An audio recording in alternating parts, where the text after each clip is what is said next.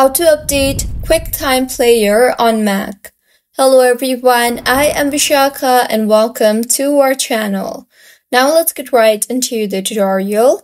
In order to update QuickTime Player, if you go ahead and open your App Store and search for QuickTime Player, then you will not be able to find the QuickTime Player application anywhere to update it further, as QuickTime Player is the inbuilt application of Apple.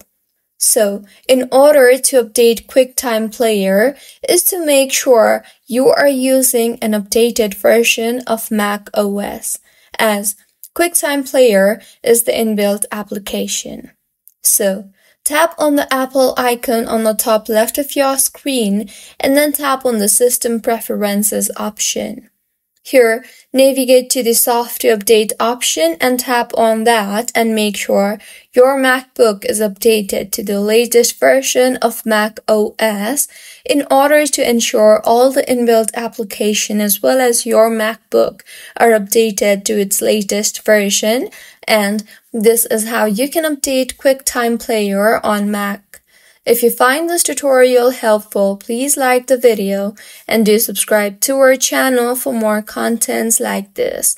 Thank you for staying with us until the end.